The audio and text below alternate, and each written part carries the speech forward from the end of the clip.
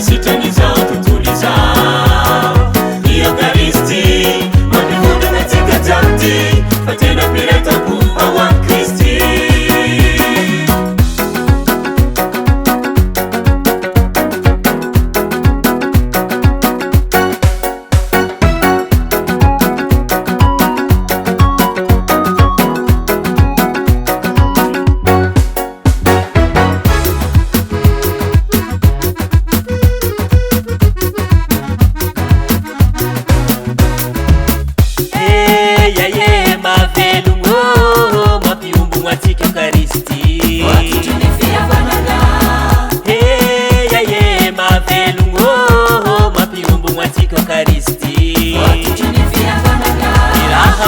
Minayati fanga ino fenu fitia fanga autenga pireta po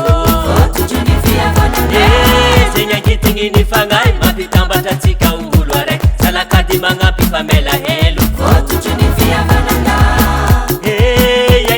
mavelungo manye kitari ni fanga mavelungo manye kitari ni fanga ya sami ya fi ino ngara kitoka nga yenga tike mausita ngarata nizo tutulo